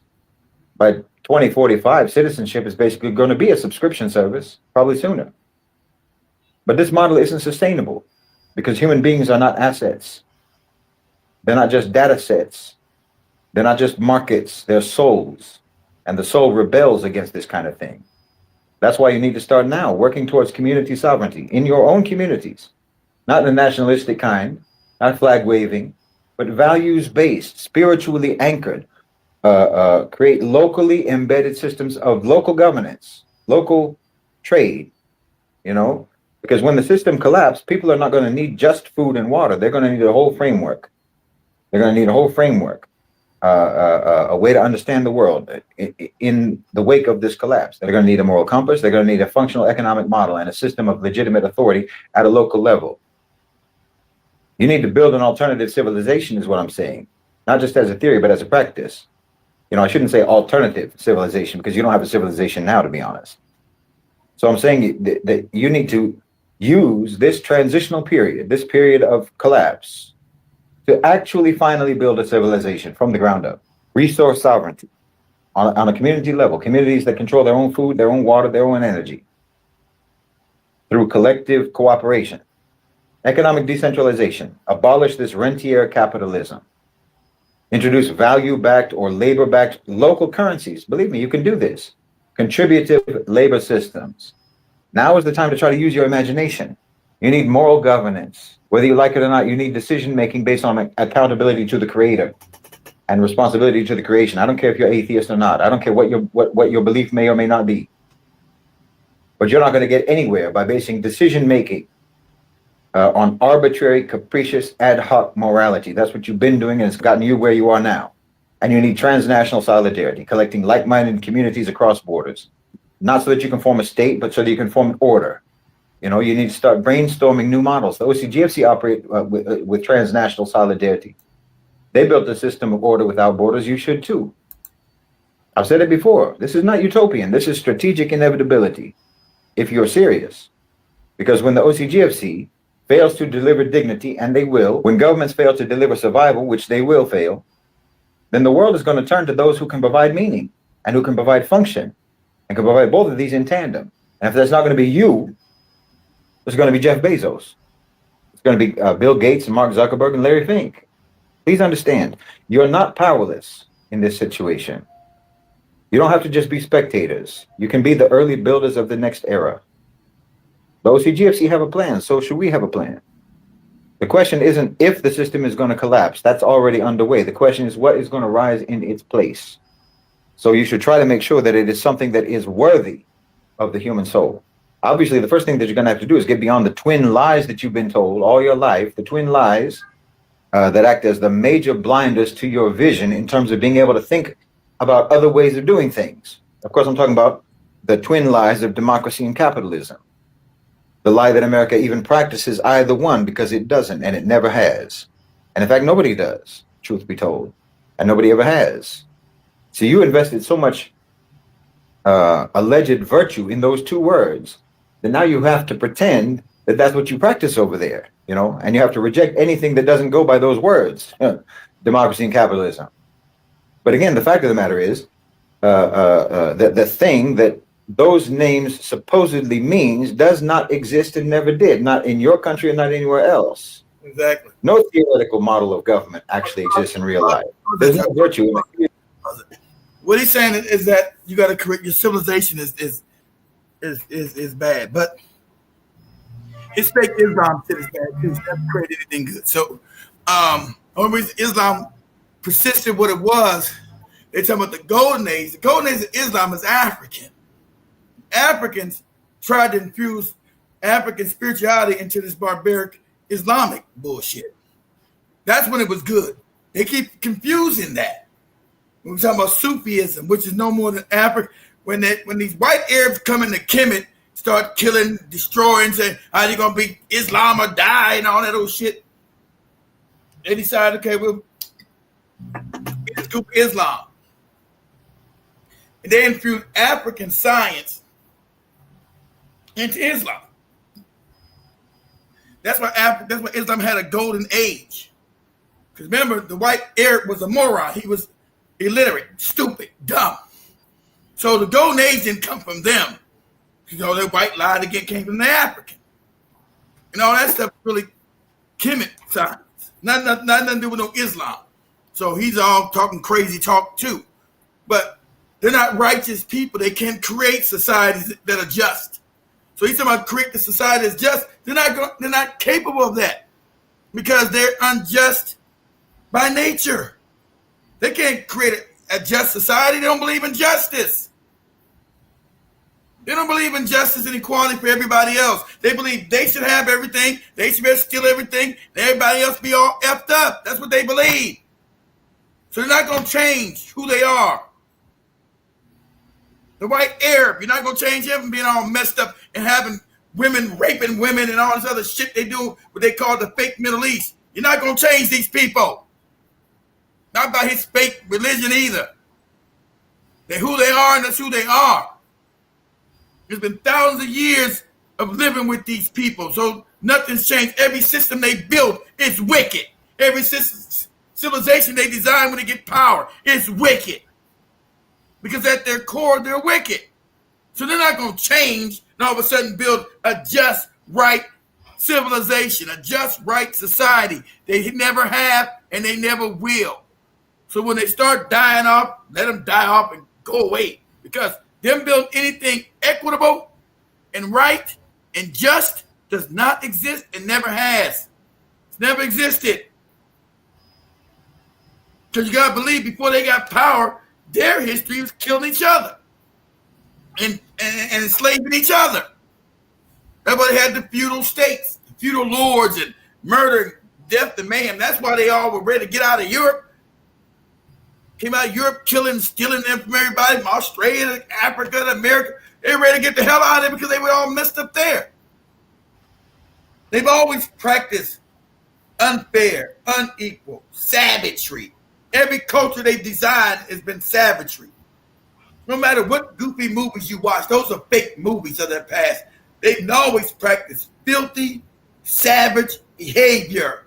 That is their whole history. It's never been anything good these people brought to the planet. The African tried to turn the light on to everybody, right? Teach you and learn. The Europeans and all these other white Arabs tried to turn the light off.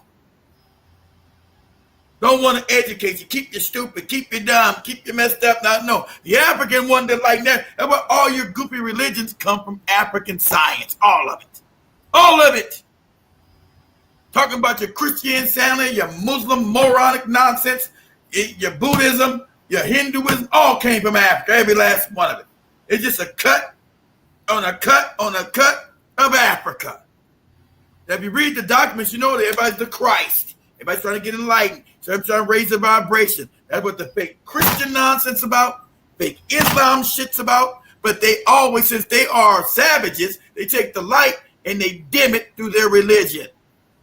It becomes fear-based. Islam is fear-based and garbage. Christian is fear-based and garbage. Buddhism is fear-based and garbage. Hinduism is fear-based and garbage. Because the African, being the only human being on the planet, was trying to teach these animals how things work, how life really exists. Who are you in this relationship to the source? They took it, flipped it, because they all, got that chimpanzee genetics, turn everything into power and what can I steal? What can I control? What can I dominate? So you got a religion that has nothing to do with God. It's all about domination. He got even talking to the Pope. The Catholic Church has never done shit for anybody but steal, kill, and slave. They didn't know it was wrong to enslave people. Why the Catholic Church had thousands of slaves stealing money. They ain't never know this. God didn't tell them this is wrong. Not their fake God. Their fake God tells you it's right. What God, what moral source, what moral holy entity tells you it's right to exploit people, rape them, murder them, brutalize them? What upright moral source of intelligence, high spiritually, the creator of everything, is going to teach you some shit like that? It can't be God, but that's the God that's in this Muslim nonsense, God that's in this Christian nonsense. And that's the God. Why don't this God just kill the devil? If he's bad, why don't he just kill this dude? Why don't he kill the devil? Well, he can't, he's got to do his thing. And why don't he kill him? Since he's so bad, why don't he just kill his ass? So, see, all these people are copying all these fake ass religions. And they're all evil. They've all practiced evil. They've all done evil. So you can't get a clean thing out of an unclean thing. The religions have all been unclean. They've all Islam committed genocides. Christianity created genocides. Buddhism, we know Hinduism has created genocides. Damn, this fake Israeli shit, that's created genocides right now. All of them created genocides. What God authorized killing innocent men, women, and children? Where's that at? What moronic God of all love, all glory, all knowing authorized you killing innocent men, women, and children, and then enslaving them and raping them and beating them and savagery? What God is this? What God? You're a fake, made up God. That's why I can say fuck Jesus and don't be scared. Nothing ain't gonna happen. I can say fuck Allah. It ain't shit gonna happen to me. Because I don't believe in cartoon characters. Who said fuck Allah? Mine all crazy, mine all brainwashed with nonsense. Fuck Jesus. We said fuck Jesus. Stole you. Mine going to convulsions because you brainwashed, you whitewashed. These religions have been nothing but garbage. And then these religions are all new. That's the funny part. Ain't none of these religions even ancient. They don't even go back to BC time. So how can a God that just now showed up 2 days ago be God? Make that make sense? How can a God that showed up 2 days ago, right? He never told the Africans thousands of years before, hey, nigga, who's that? It's God, right? Because the Africans have a concept of this nonsense. Yes, Africans have a concept of source.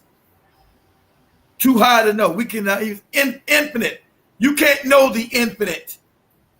Sorry, you can't know the Africans were so they know you couldn't know the infinite. No way you can have a relationship with the infinite by knowing that you are the infinite was in you and you're part of the infinite. But you couldn't know the infinite. It's too high. It's too knowing. We're on a lower vibration. You couldn't know the infinite. The infinite don't have a name. Who was there to name him? A name it, she, he, who, whatever. We know it's not a woman, not a man higher than that. Who was there to name the infinite? What other deity was there to name the infinite? The source is only one. Who was there to name him? So we know his name ain't no fucking Jehovah, Yahweh, Allah, none of these goofy names. The Africans told you can't name him, the name who's not named. You shall know his name. Or he, she name. We know it's not man nor female, but both and more. The African taught these traditions. The African taught you who Christ. Christ was a vibration, not a person. That's why the Buddha, before they made the fake Jesus Christ, the Buddha was the Christ. Was a Christ. Krishna was a Christ in Hinduism. The Christ meant the raising up vibration, not a person. White people took the preachers, made a whole fake white man with a dirty robe walking around telling you nonsense. Brother, all these goofy fake movies they made up. And there's no writings, guys, no writings of this Jesus, the time he's supposed to live. There's no writings of it. Except for 200, 300 years later, they start making up this story and all this other crazy crap. There's no writings during the first century of anybody named. Of course, his name wasn't Jesus because there was no J yet. The English language didn't even exist. England wasn't even a country. It's a goddamn tribe of butt-naked white people running around all barbaric during that time. Ain't that funny? The same people talking about they civilized somebody. During this time, there were a bunch of butt-naked white people running around England, butt-naked, fisting each other. So we know there was no such thing as an English language. That didn't exist. The name ain't so Yahshua, Yo, whatever goofy name they try to get this thing. Whatever it was, didn't exist. No proof, no documents, no written history at all. Okay? This is a fact. I know you Christian minds explode. Why? I don't know why. Why you stupid? Ask yourself that. Okay? You Muslims, there's no proof of any Muhammad, even that's another made-up goofy story. Why? I'm gonna gotta kill me. You gotta come kill me, you're not gonna make it up out of here alive. I'll tell you that. Come get this work. So you believe in all these cartoon characters that people made up. That's why your language, all these languages are created with the religion. There was no Islamic language. It didn't exist until they created the goofy religion. That's why Islam is not an ancient language. It's new. Like your goofy religion. Christian saying he's new. Okay? All that shit is new. Right? The Hebrew Israelites say the Bible is their real history. Exactly. A book written by the Greeks. Hebrew is a Greek word. There ain't no Hebrew is not even a Kemetic word. We know Israel is a Kemetic word. Israel means Isis, Ra, El. When we get Elohim, Isis, I-S, Ra, El. That's a Kemetic word, not Israel at all. And we can trace that back linguistically, but that's a fact. So there was no Israelis. That's a name came out of Kemet. Isis, Ra, El. Elohim, what they call it in their Goopy Bible. El means the God within. See, the African knew that you was God within, just in this fake meat suit. The God within, Elohim, God within. Isis, Ra, El. That's why all your goopy angels have what? El at the end. Michael, Gabriel, Raphael, Sandiel, all that shit. They took all your shit, made fake shit out of it. All these goopy angels and all this made up shit. That's why they don't want everybody to take away your history. So you don't know this, so you're moronic, ignorant. Okay? All that stuff comes out of Kemet.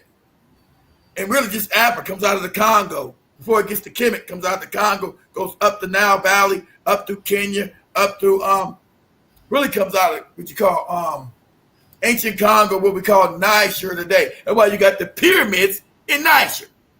They don't ever show you the pyramids in Niger, do they?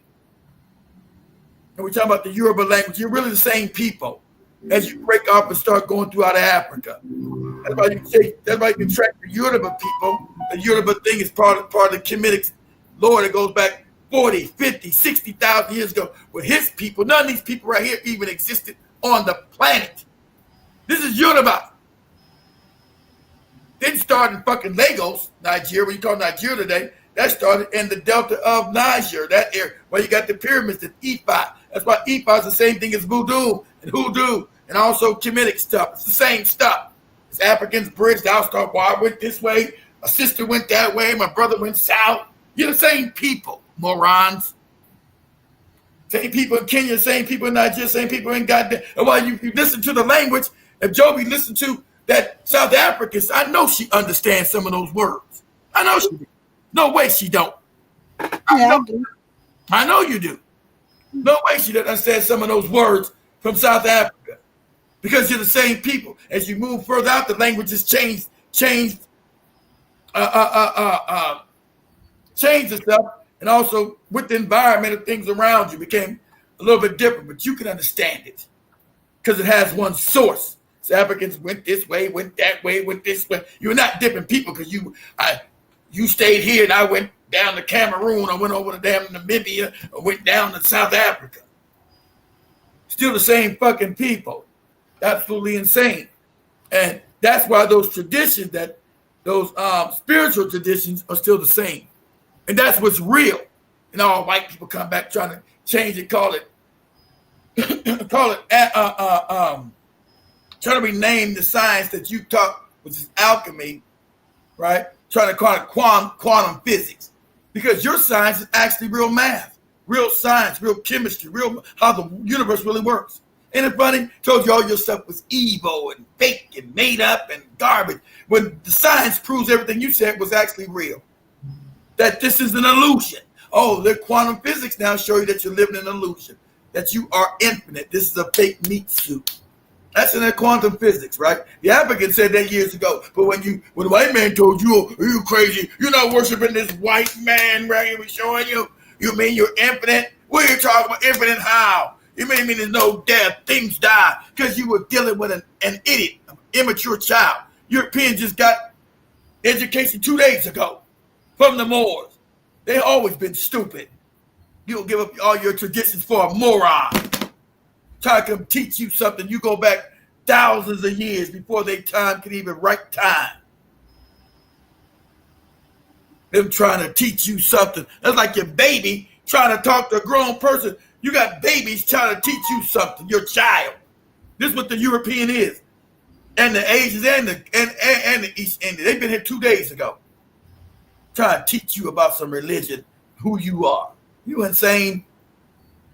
All these traditions, all these temples are about black people, African people. You tried to, when these people showed up, you thought it was your duty to go teach them. Let's enlighten these savages. Let's teach them. Let's love them. You know they were savage, come back and knock you in the head and steal your stuff and beat you in the face and call you, all this old crazy stuff. Well, you should know it now. Okay? So, even all this stuff he's talking about is absolutely nobody turn no fucking fake ass Islam. That's your shit. You don't believe in that fake religion, you believe in your moon god. That's what Allah, fake moon god, coming out of Christianity. If you ever know the history of Christianity, they couldn't get the white Arab to believe in the Jesus story, so they made up another story for him. That's why they're part of the same with Abrahamic tree. It's the same thing. They made up that. The Catholic Church made Islam. Yeah, for them, because they wouldn't follow the Catholic Church. So it's about power and mind control. They create that old big ass myth. Right? You ever notice why a church is next to a mosque most of the times? Right? It's the same stories. Right? Except there's got a new prophet. Go back and research this prophet. You can't find like Jesus. He's another smoke and mirrors nonsense. Who is this dude? Where's he been at? No, can't find him. It's just fake, all made up fake story. Remember, the white Islamic dude didn't have no language. They were illiterate, dummies. And remember, they even tell you, that's why they tell you this dummy wrote a, how's a dummy write a book? God talked to the angel Gabriel told him to write this book. How are you writing a book he can't read or write? See, these are little problems with your goofy religions, right? Everything's all supernatural and crazy. So this Muhammad dude who can't read and write, he's ignorant. Some angel comes to him, Gabriel, because I got to have the L. I'll go back to Kemet, African science, talks to him and teaches him how to read and write this Quran. So he writes it down. He can't even read the shit. Because remember, he never learned to read his whole life. He died illiterate. So he writes this book that he can't even fucking read. If you believe that shit, you are a fucking moron. All this crazy, divine, spooky shit. You write a book you can't even fucking read. You got half the Africans worshiping this shit. You got the other half worshiping this Christian insanity. And both of them are lies. All right? Both of them are retarded ass child-like stories, means the mind of the African has been completely destroyed. And while the science is showing that all your stuff is real, that this is an illusion. The Africans been said this is an illusion. Reason why you got mummified, you were trying to break out of the illusion because you knew you were in something what they call the demiurge, that it was an evil, this existence, this third dimension that we live in, was not created by the creator, created by a lesser entity. And the Africans use mummification to try to keep their memories intact. I taught this years ago, so to keep your memory intact. So if you had to reincarnate, you would know some of your memories, because you got as the Indians messed up what we call Brahmanism. They turned to Hindu, they turned to a group of religion. You weren't supposed to come back again to work out no damn karma. That's fake. You're in a soul trap. You keep coming back over. You're not learning anything because your mind is wiped clean. You're thrown in another body to live another messed up life. So obviously, as an African, you're a food source for this entity that we cannot see called the demiurge, Yaldabaoth, or whatever. That's why this world is so damn wicked. They just keep being recycled. You're not being recycled to learn a damn thing. The Egyptian, your African ancestors they told you what it was. Told you were supposed to learn here and get out. Because when you die, as the Buddhists first knew, when you die, the astral plane is illusion. Right? When Thoth said you get out your body, go to astral realm, that's an illusion too. That's why when you die, everybody tells you, I'm trying to tell Iraton, share everything about some guy dying. See, he went to light. Iraton, that's an illusion. You're going back to be, that's the reincarnation center. Your ass is going back into another body. But they're going to pretend to be Jesus, Allah, whatever goofy moron you believe in. Come, my son. You've now died. Come over here and learn the lessons of life. And you go to my fucking Jesus. Oh, it's Jesus, nigga. Oh, it's Allah, nigga. Oh, Muhammad. And you go and they shoot your ass back into another body. You fucked up again, another body. Your memories erased because of the magnetic field. Your memories wiped. And you do it a whole nother life. Not even knowing your last life. Not even knowing none of the knowledge. You might not even wake up that life. You be some goofy Muslim, goofy Christian, or goofy whatever the hell you are. Right? Your African ancestors talked about this. Thousands of years, they knew all this. They knew all of this in the writings. Papyrus of Annie's talking about this. Book of Coming Forth by Light and Day. Talking about this. This is an illusion. When you die, you're going to be going to illusionary space. And if your mind is not right, you don't know who you are and what you are, you will be you'll be thrown in another body. You're coming back because there's no such thing as death. That's why the Africans would celebrate. They didn't cry. All we doing is European shit. Ooh, crying if you, mama's dead, daddy's dead. Ooh. Nothing dies. And they weren't your mama and daddy to begin with. They were your mama and daddy this life. They might have been your brother and cousin and that your last life. Africans knew all this. While we would celebrate when people died, we're hoping that you knew enough to get out of this illusion, break it, get free. And then if you didn't, you bring your ass back. Okay? This is ancient knowledge. Ancient. African men knew this thousands of years ago. Told you this witchcraft and all that shit. You're out of your fucking mind. That's what this science is telling you, which is real. It's a fact. This is an illusion, does not exist. So what are you here for? If you don't remember your last life, so you're not, so it ain't that bullshit that you're in Hinduism. Oh, you're here to learn and get better and go through life and work out. I don't know if it's my internet or you as you're choppy. Am I choppy, guys? Can you guys hear me? Am I choppy? Is it choppy? Let me know if you guys can hear me now. Let me know if I'm choppy, guys. We're about to wrap it anyway. Let Joby get out of here. I think it's your end, or I don't know if it's my end. Is it my end or your end? You're frozen. Airtime still. Oh, okay. You're scared to let you go. Yeah, she's still. Most people win, and I don't understand how. Yeah. Oh, it's Joby. Okay, it's Joby. It operates outside the. Yeah, they don't say exactly. It's just they keep. They have to say when you keep these belief systems. The demiurge. Is it me or Keith? Because I see Keith is frozen on my end. It's you, Joby. It's me. It's you, see? It's you, Joby. Can you hear me, Joby? Can you hear me? Oh, it's me? Okay. Can you hear me? Let me go and come back. I'm about to let you go in a minute anyway. About another. I gotta cut my damn hair. So, exactly right, Jason. You bet. It's Keith. It's not me. I don't think it's me. Hey, Let me know, John Mosquito. Can you hear me? Can you guys see me right now? Yeah, we see you now. Because Keith is gone. I'm not gone. I'm looking right at you, Joby. It's you then. I see you, Joby. Okay, there you go. Can you hear me, Keith? Yeah, I hear you. You choppy. I hear you. It's you. I'm about to let you go in a minute anyway. But like I said, so you're exactly right. They don't understand death's outside the body, but they believe if they do leave the body, they have like, even though you leave the body during your life, let's say you sit there and you meditate, you learn how to leave your body, soul, right? You still in the illusion. As the African soul, you still in the what they call the astral plane is still the illusion created by this thing. So you think so you go on the place, like all people that had their near-death experience. Oh, I seen God. I went there and I seen heaven. Moron. You're in the illusion. You're in what they call the astral plane, the lower realm of the illusion. You're in the illusion. Your African ancestors knew this. For nothing. I hear you, Joe. You just say I can't hear you for nothing. I hear you. I hear you. So are your speakers connected? Joe came back. Let me see something.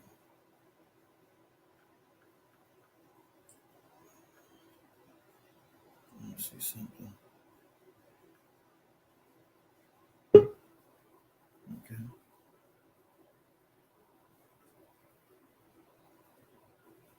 Dang, still processing. It's bad.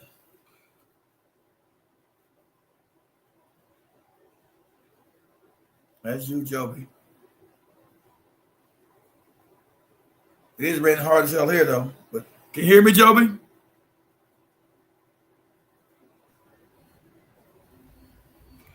I hear you from afar, but I still make. Yeah, you're going in and out. Wasn't on my end. Yeah, I hear you. I'm about to wrap it up anyway. Time to let you go home. It's raining like hell out here. Storming bad, so But anyway, once you guys die, don't go into this light tunnel because that's the reincarnation thing you're going to. Oh, I see the light. You go away from the light. You wonder what's beyond that. You turn toward the darkness. Shout out to Bobby Hemmett, told you that too years ago. I mean, Bobby Hemmett talking about that as well. You turn to the darkness. You don't go to the light. The light is taking you back into this damn reincarnation. Unless you want to come back. Heck. You Jim Muscala, you a woman now? Superwoman? What you doing? To remember your past life is to really just remember the science of self. It may be. You said I see you on my phone. Well, yeah. It's your So understand when you die, guys, don't go to the light. That's the illusion. You think about what's going past that. Don't have any beliefs, because whatever you believe and don't know is going to appear as a helper to you. And you're going to come on in here. Let's show you love and let's help you. You be throwing your ass right back into another body. Get on it. I see the sweet potato pie. Yeah. Frozen on my laptop. I can't hear you. You can't hear me. Okay. Here Joby laughing. Yeah, see a family like your mother and father. Exactly right. You see a family member like your mother and father. Exactly right, Jason. It'd be Joby. Especially for Joby, it'd be her mother. It'd be Joby's mother for her. Baby, I'm so glad you're back. Good to see you. Come talk to Mama. Mama, is that you? Yes, it's me, baby. I'm here. There we go right back into the light. I'm so happy to see you, Mom. Got your ass. Let's go.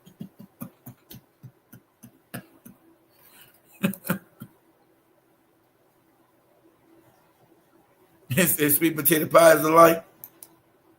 I got your ass.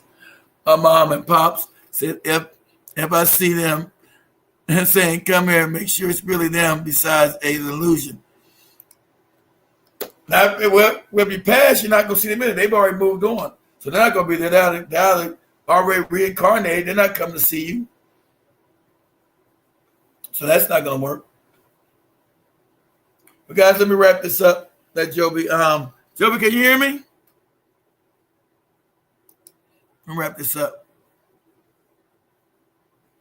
Yeah, I'm about to wrap it up now. I'm gonna try to come back on. I'm not gonna promise because I'm tired. I got to go cut my hair in there.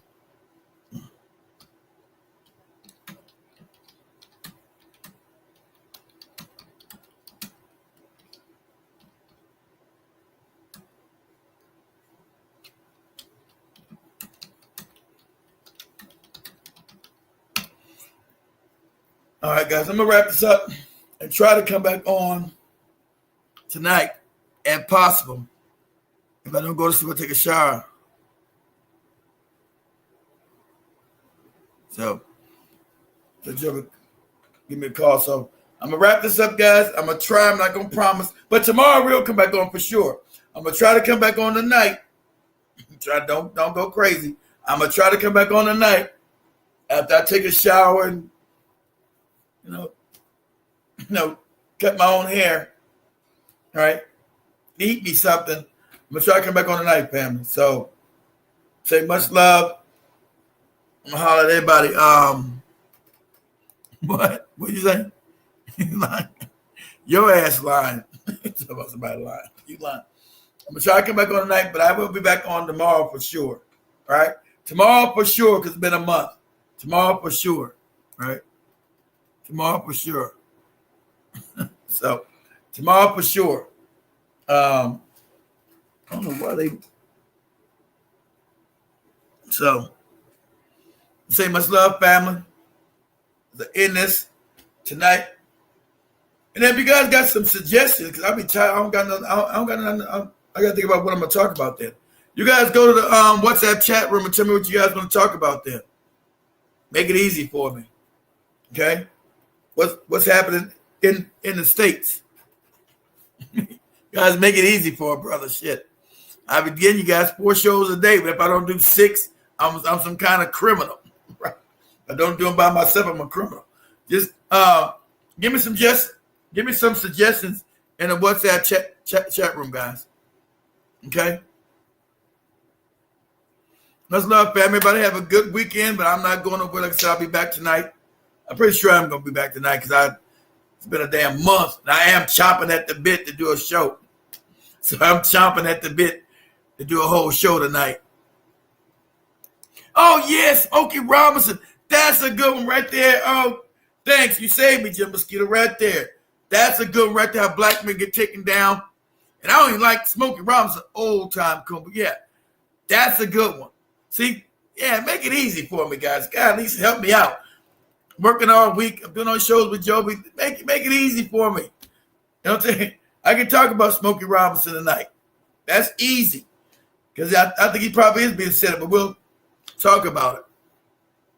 So much love, fam. I'll see everybody later on the night. Peace, guys.